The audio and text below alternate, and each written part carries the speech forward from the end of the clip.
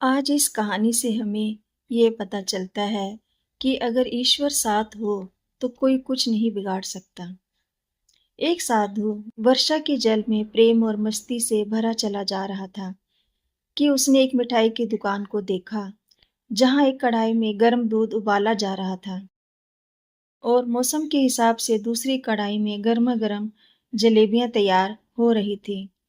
साधु कुछ क्षणों के लिए वहां रुक गया। शायद भूख का एहसास हो रहा था या मौसम का असर था। साधु हलवाई की भट्टी को बड़े गौर से देखने लगा। साधु कुछ खाना चाहता था लेकिन साधु की जेब ही नहीं थी, तो पैसे भला कहाँ से होते। साधु कुछ पल भट्टी से हाथ सेकने के बाद चला जा रहा था कि नेक दिल हलवाई से रहा ना गया और एक प्याला गरम दूध और कुछ जलेबियां साधु को दे दी। साधु ने गरम जलेबियां गरम दूध के साथ खाई और फिर हाथों को ऊपर की ओर उठाकर हलवाई के लिए प्रार्थना की और फिर आगे चल दिया। साधु बाबा का पेट भर चुका था। दुनिया के दुखों से बेपरवाह वो फिर एक नए जोश से बारिश के गंदले पानी के छींटे उड़ाता चला जा रहा था। वह इस बात से बेखबर था कि एक युवा नवविवाहित जोड़ा भी वर्षा के जल से बचता बचाता उसके पीछे चला आ रहा है। एक बार इस मस्त साधु ने बारिश के गंदले पानी में जोर से लात मारी। बारिश का पानी उड़ता हुआ सीधा पीछे आने वाली युवती के कपड़ों को भिगो गया। उस औरत के कीमती कपड़े कीचड़ से लथपथ हो गए। उसके युवा पति से यह बर्दाश्त नहीं हुआ, इसलिए वे आस्तीन चढ़ाकर आगे बढ़ा और साधु के कपड़ों को पकड़कर खींचकर कहने लगा, अंधा है, तुमको नजर नहीं आता? तेरी हरकत की वजह से मेरी पत्नी के कपड़े गीले हो गए और कीचड़ से भर गए हैं। साधु हक्का बक्का सा खड़ा था, जबकि इस युवा को साधु का चुप रहना नाखुशगवार गुजर रहा था।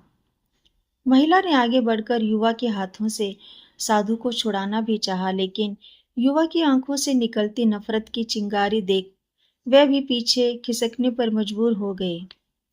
राह चलते राहगीर भी उदासीनता से ये सब दृश्य देख रहे थे, लेकिन युवा के गुस्से को देखकर किसी में इतनी हिम्मत नहीं हुई कि उसे रोक पाते और आखिर जवानी के नशे में चूर इस युवक ने एक जोरदार थप्पड़ साधु के चेहरे पर जड़ दिया।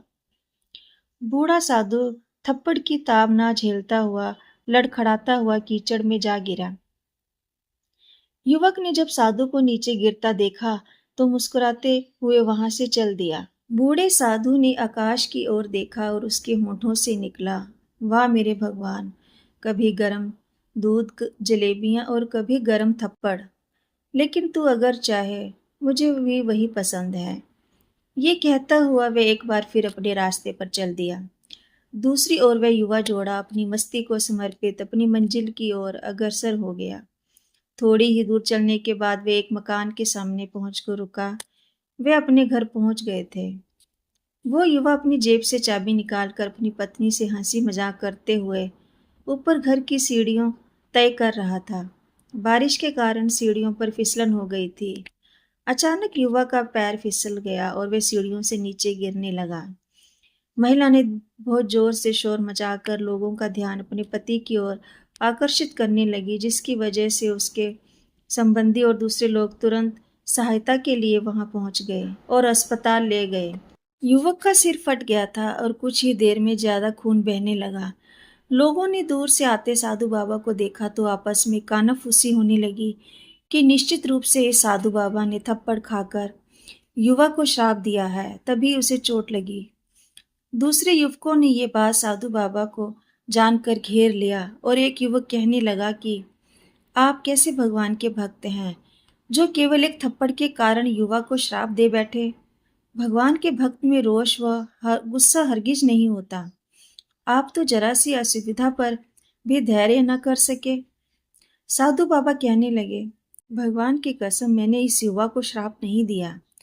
अगर आपने श्राप नहीं दिया तो ऐसा नौजवान युवक सीढ़ियों से कैसे गिरा कि उसे इतनी गंभीर चोट आई। तब साधु बाबा ने दर्शकों से एक अनोखा सवाल किया कि आप में से कोई इस घटना का चश्मदीद गवाह मौजूद है।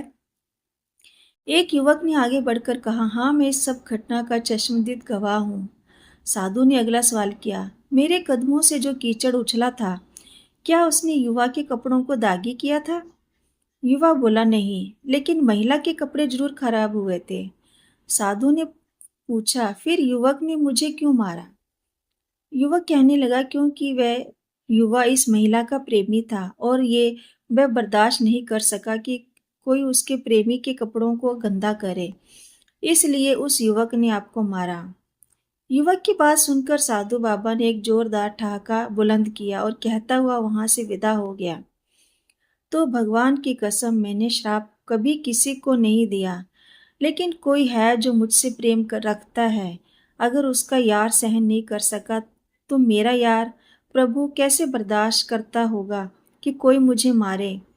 और वो मेरा यार इतना शक्तिशाली है कि दुनिया का बड़े से बड़ा राजा भी उसकी लाठी से डरता है।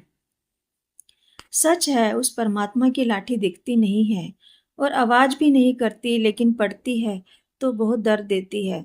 अपने धन, यौवन और पद का अहंकार दूसरे को चोट पहुंचाने का कारण बनता है, किंतु जब समय का चक्कर हमारी तरफ घूमता है तो हमारा कष्टों का दौर शुरू हो जाता है।